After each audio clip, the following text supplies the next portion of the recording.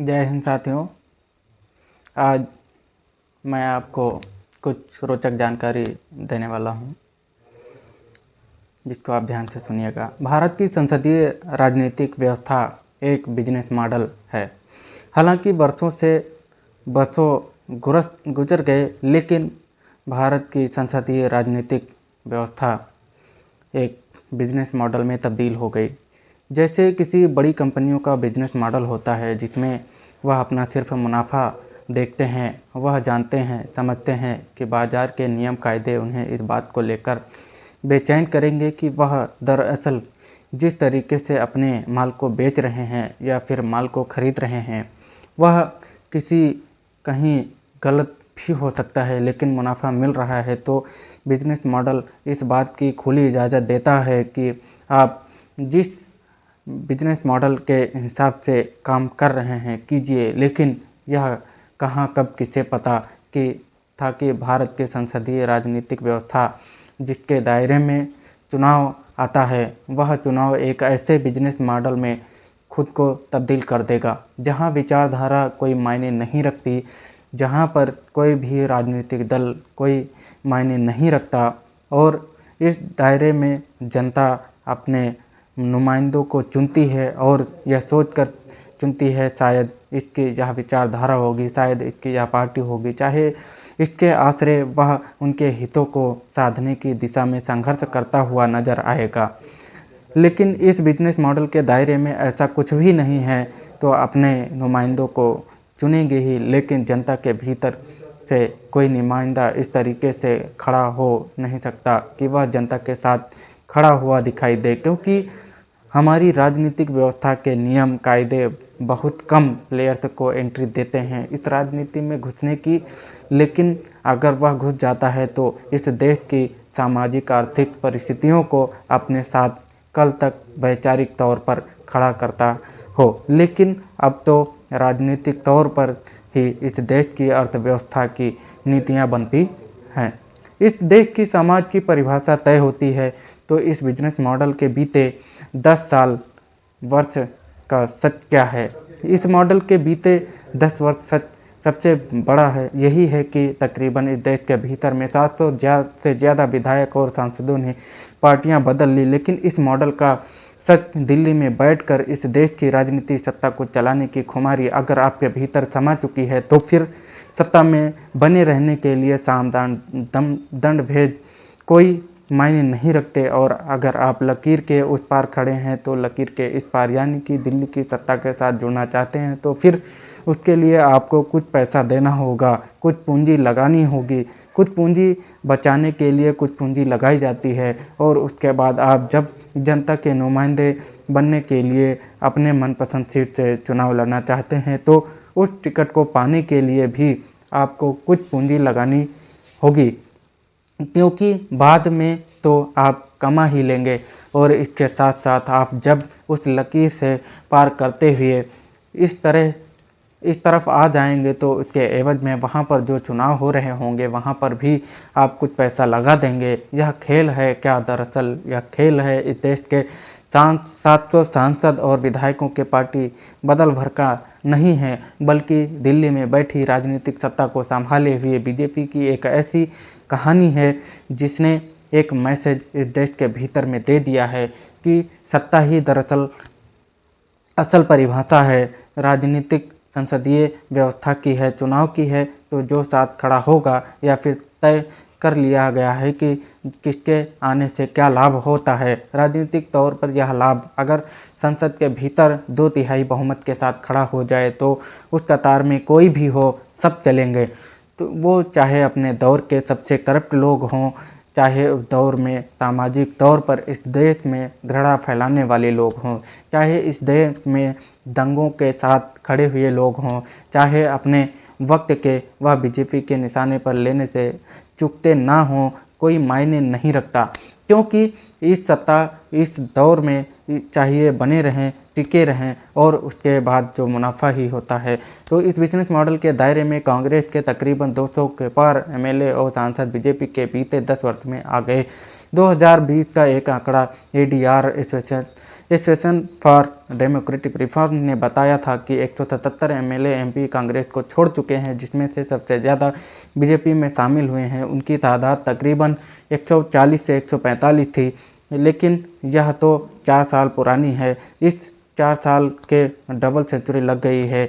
यह सभी बीजेपी में आकर खड़े हो गए। अब इस कतार में ऐसे नाम हैं जो आने वाले वक्त में आपको सुनाई देंगे, वह आपको सुनाई दें और उन नामों का हम आपसे जिक्र भी करें उससे पहले कि एक जिक्र समझ लीजिए, क्योंकि जब एक बीजेपी की राजनीतिक व्यवस्था को जनसंघ और आरएसएस से निकलता हुआ देख रहे हैं और ऐसे में कांग्रेस की राजनीतिक विचारधारा जो इस देश में आइडिया ऑफ इंडिया के आश्रय चलती है और इस देश में आज़ादी के आंदोलन के झंडा बरदार रहने की परिस्थितियों को बार बार आती है, तो एक फहरिस्त देखिए राज्य दर राज्य, आप देखते चले जाइएगा तो आपके जहन में एक तस्वीर साफ होगी कि कैसे इस देश में इस दौर में मध्य प्रदेश के भीतर कितने विधायक उधर से इधर आ गए, बीजेपी की सत्ता बन गई।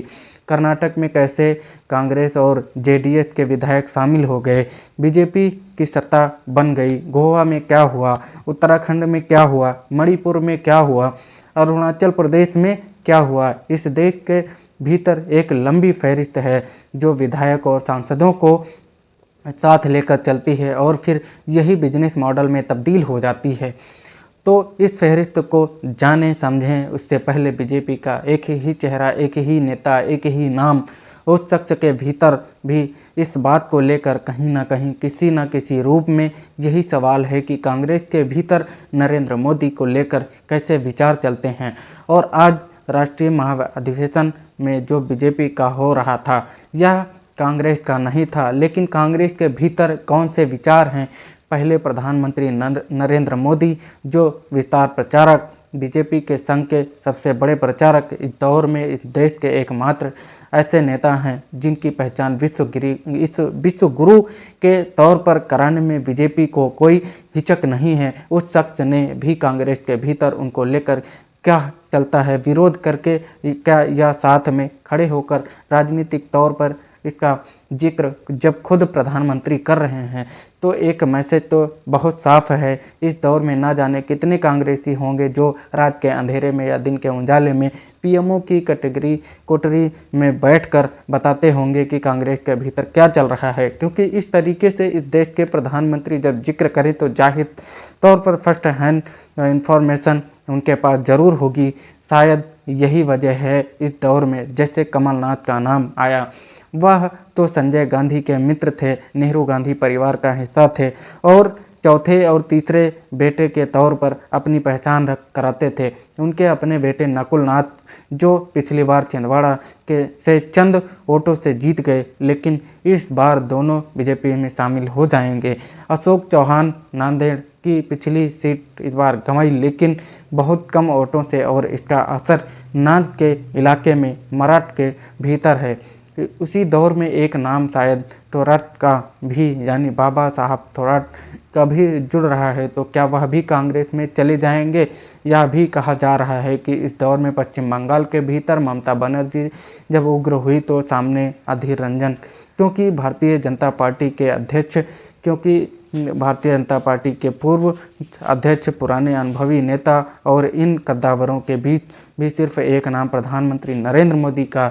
मौजूदा वक्त में हम उन्हें बीजेपी के स्टार प्रचारक और सबसे बड़े नेता के तौर पर इसलिए कर रहे हैं क्योंकि उनके महाधिवेशन में के बीच आज जब उन्हें माला पहनाने की बारी आई तो बीजेपी के अध्यक्ष को भी दरकिनार कैसे किया गया, और राजनाथ सिंह भी चाहते थे साथ में माला के भीतर आ जाएं, वह नहीं आ पाए। क्यों नहीं आ पाए, कौन थे जो इस दौर में माला को इस तरीके से घुमाते हुए लेकर आए। सिर्फ माला के भीतर में प्रधानमंत्री नरेंद्र मोदी ही नज़र आने चाहिए।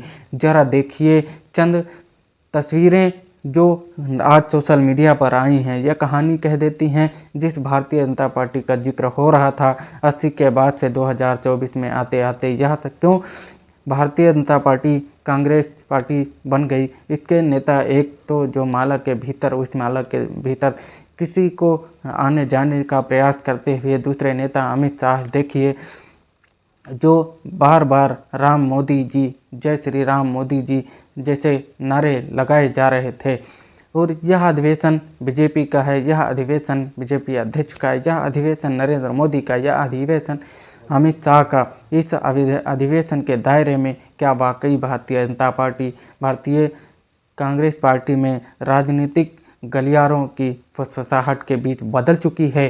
क्योंकि बिजनेस मॉडल बहुत साफ कहता है कि आपको चुनाव जीतना आना चाहिए, और चुनाव जीतने का मतलब सिर्फ चुनाव जीतना भर नहीं है, बल्कि उसके साथ आपके पास धन बल होना चाहिए। इस देश के भीतर कारपोरेट आप ही के पीछे खड़ा होना चाहिए। इस देश में बिजनेस मॉडल का मतलब यह है कि अगर राजनीति का कर रहे हैं तो इस देश में चुनाव कभी भी विपक्ष में कौन होगा, किसको लेकर नहीं होते, कौन सत्ता में होगा और किसके वह सत्ता में आ जाएगा, इसी को लेकर होते हैं।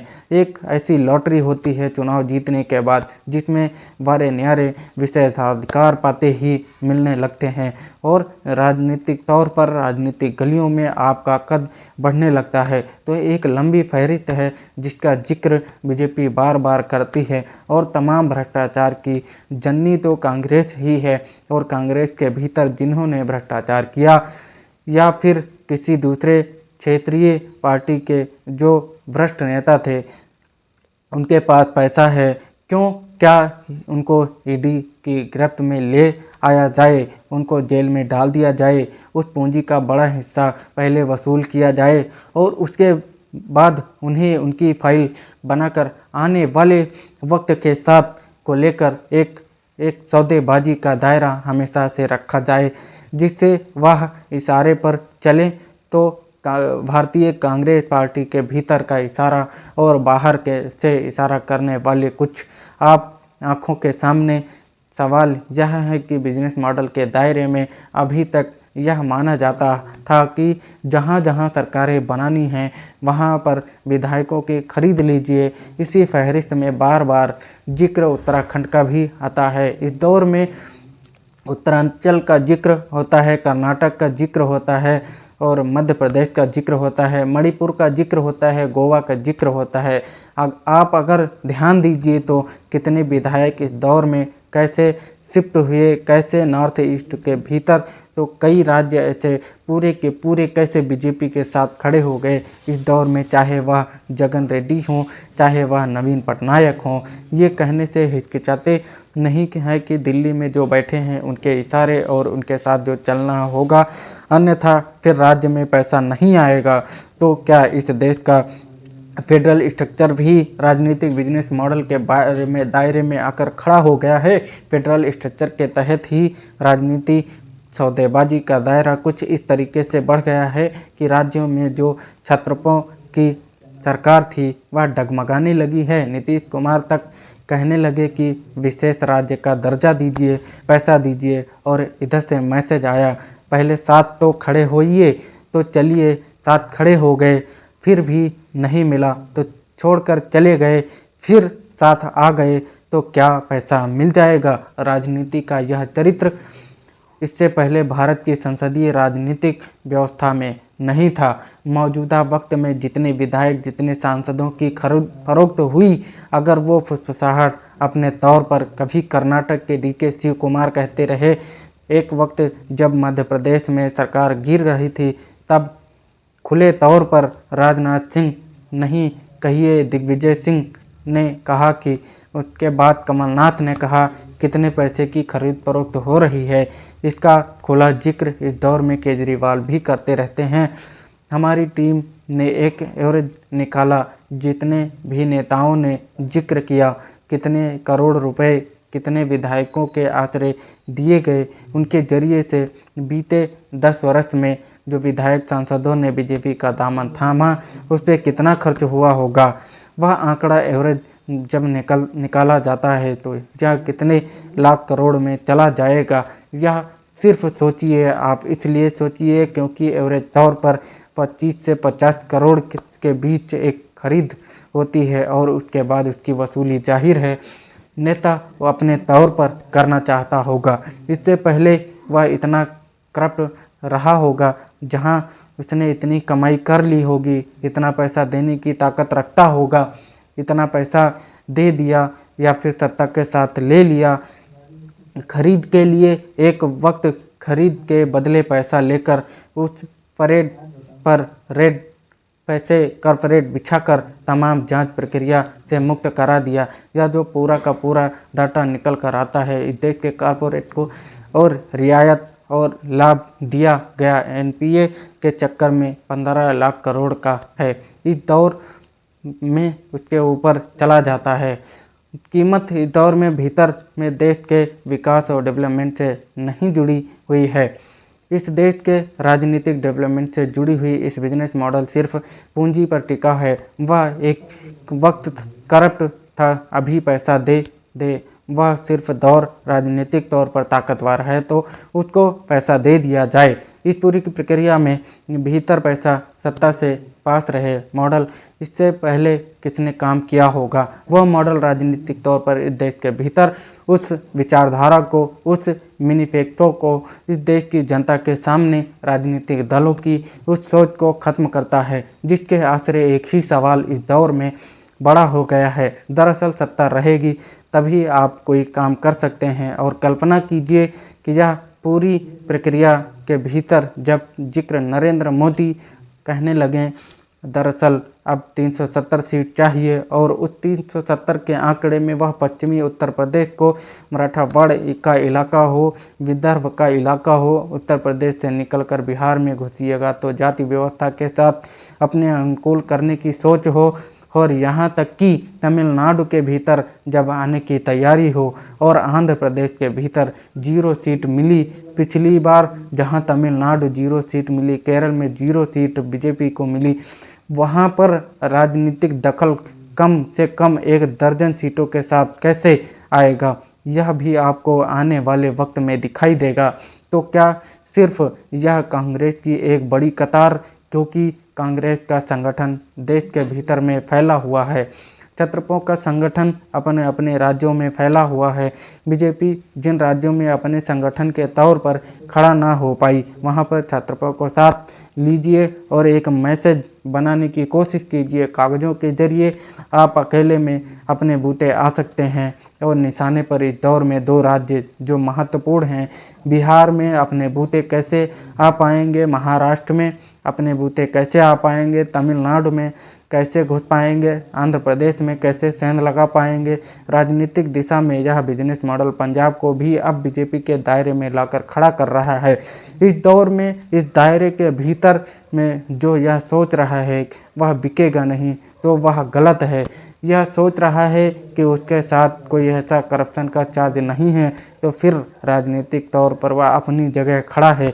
लेकिन अगला सवाल उसके सामने आएगा कि आप विपक्ष में खड़े होकर कौन सी राजनीति साधेंगे। आपके अपने क्षेत्र में वोटर भी आपको कल वोट नहीं देंगे, उनका अगर काम नहीं होगा, और काम तो हमारे जरिए ही होगा। इस मॉडल पे कभी अपने इससे पहले पता चला एक ही पार्टी इस दौर में चल पड़ी और मैसेज खुलकर सामने आ गया, एक ही व्यक्ति है, और अब भारत सरकार नहीं, ना ही मोदी सरकार।